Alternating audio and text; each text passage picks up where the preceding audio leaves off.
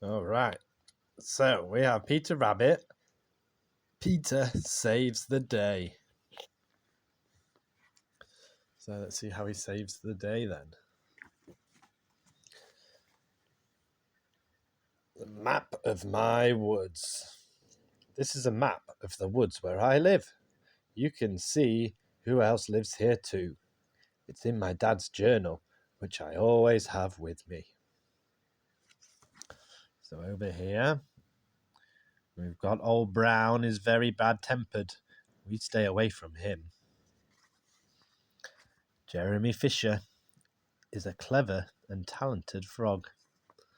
So that's Jeremy Fisher's pond. It says Jemima Puddle Duck's Hilltop Farm. Mr. McGregor's Gardens over there. Mr. Todd and Tommy Brooks Wood. That's my burrow, so that's where Peter lives. Dr. and Mrs. Bobtail's burrow. Mr. Bouncer's burrow. Benjamin's home.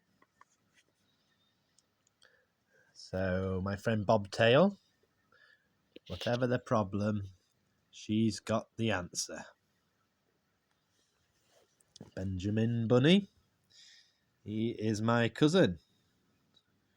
Wherever I go, he's right behind me, usually hiding.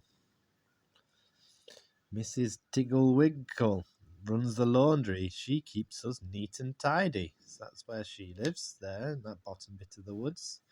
And then Squirrel Nutkin is always getting into some mischief. And that's where Squirrel Nutkin's wood is. And then down here is the deep dark woods. And over there is Dandelion Field. Oh, that's the island that Old Brown lives on. So, one summer's day in the woods, Old Brown was in hot pursuit of Squirrel Nutkin. "Stop, thief!" squawked the owl, flying straight at the scurrying squirrel. Nutkin tore through the trees, frantically searching for a place to hide. Just in time, he spotted the door to Peter Rabbit's burrow. "Open up," he panted. Peter opened the door, and Nutkin leapt inside. "Save me," he squealed. "I took Old Brown's glasses and lost them." "Where is that nutty nuisance?" bellowed Old Brown from outside. "Don't worry, Nutkin," said Lily. "We'll help you find them." "Phew, he's gone," said Peter Rabbit, peering out the burrow a few minutes later. "Let's hop to it." The friends darted through the woods, searching for Old Brown's glasses. "Where do you think you left them, Nutkin?" asked Lily. Well, Nutkin thought hard. "First I was with Jeremy Fisher." "Can you see them?" asked Peter as the friends arrived at Jeremy Fisher's pond. Jeremy Fisher was tidying up after a tea party. He helped them search, but the glasses were nowhere to be found. Thought Nutkin out loud. "I did also go to Mrs. Tiggywinkle's laundry." Suddenly, a shadow loomed overhead. "Old Brown!" gasped Lily. "Take cover!" yelled Peter. As everyone dived under the table, the owl landed on the tabletop. Crash! "Look, a tunnel," whispered Lily, pointing. "But can we reach it? Old Brown will catch us." "We'll take the table with us," said Peter. The friends used all their strength to lift up the table and Old Brown. They crept towards the tunnel. "Tail feathers, they're escaping," squawked Old Brown. Nutkin and the rabbits reached the tunnel entrance and dived inside as Jeremy sprang away to hide. "You said you went to Mrs. Tiggywinkle's laundry, Nutkin," panted Peter. "We'd better go there to look for the glasses, and fast. "Hello, Mrs. Tiggywinkle," called Lily when they arrived at the laundry. "Did Nutkin leave some glasses here?" "Rit-tat-tee, look at me," sang cheery Nutkin, dancing on a pile of laundry. "That pesky squirrel didn't leave any glasses," replied Mrs. Tiggywinkle crossly. "Just lots of nasty purple paw prints. Look at my washing." It's got little paw prints on there. Suddenly they heard a fearful flapping as Old Brown landed close to Benjamin. "Got you," he squawked. "I should never have led you all into danger," said Nutkin, bravely jumping in front of the terrified bunny. "This is bad. This is really bad." "What have you done with my glasses?" boomed the owl. "Catch me and I'll tell you," cried Nutkin rudely. He sprinted away with Old Brown close behind. "We must find the glasses before Old Brown catches Nutkin," said Peter. "But how?" "Nutkin left these purple prints," began Lily. "So, what had he stepped in before coming here?" "Berries!" they all gasped together. The three friends raced off towards the blackberry bushes.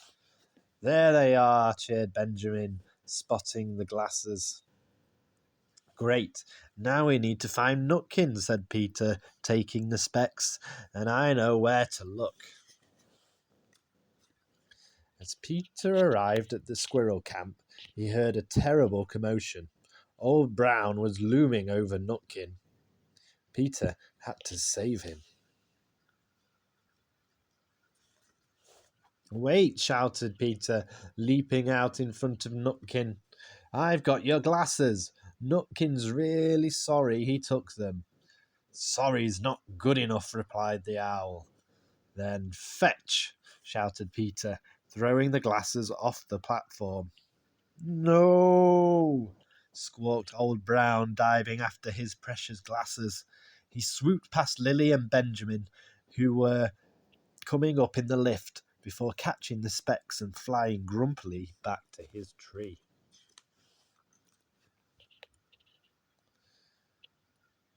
"Phew, that was close," said Nutkin.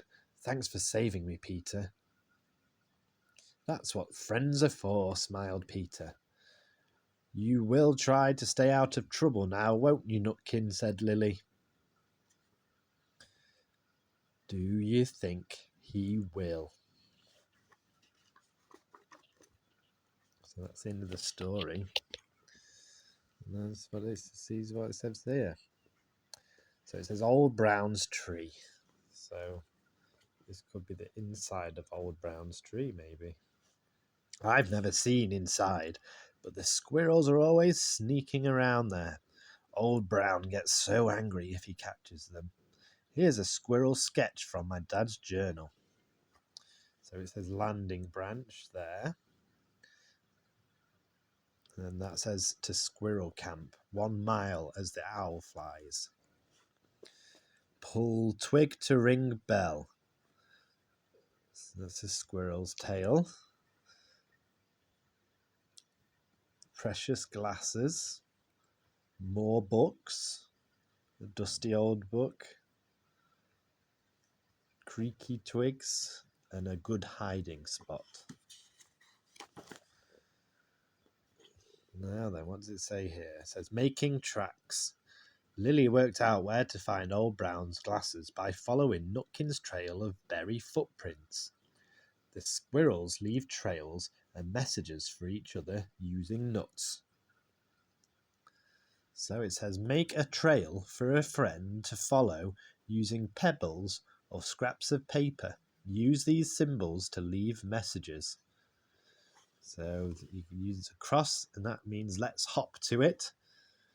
A circle means want to go on an adventure, and a triangle means catch me if you can. And there we go. So that was Peter Rabbit Saves the Day.